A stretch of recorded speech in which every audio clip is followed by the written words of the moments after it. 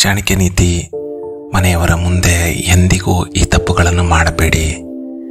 ಚಾಣಕ್ಯರು ಹೇಳಿದ ಆ ತಪ್ಪುಗಳು ಯಾವುವು ಎಂದು ಈ ವಿಡಿಯೋದಲ್ಲಿ ನೋಡೋಣ.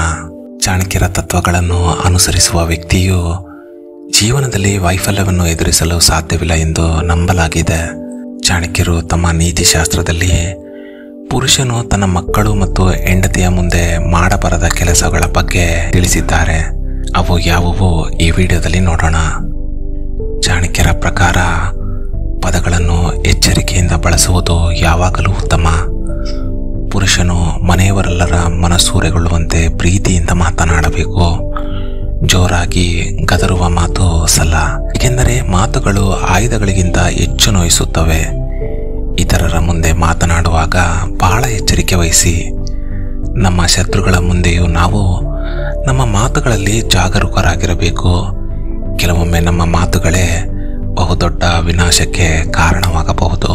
ಯಾರೊಂದಿಗೂ ಅನುಚಿತವಾಗಿ ವರ್ತಿಸಬೇಡಿ. ಪ್ರತಿಯೊಬ್ಬರೂ ಇದನ್ನು ನೆನಪಿನಲ್ಲಿಟ್ಟುಕೊಳ್ಳಬೇಕು.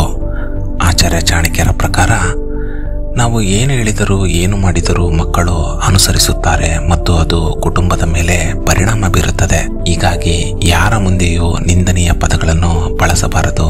ಕುಟುಂಬದಲ್ಲಿ ಅನುಚಿತ ಪದಗಳನ್ನು ಬಳಸಬೇಡಿ, ಏಕೆಂದರೆ ಕುಟುಂಬವು ಸಮಾಜದ ಜೀವನದ ಆಧಾರ ಸ್ತಂಭವಾಗಿರುತ್ತದೆ. ಮನೆಯವರ ಮುಂದೆ ಅನುಚಿತವಾದ ಮಾತುಗಳನ್ನು ಆಡಿದರೆ ನಿಮ್ಮ ಘನತೆ ಮತ್ತು ಗೌರವವನ್ನು ಕಳೆದುಕೊಳ್ಳುತ್ತೀರಿ.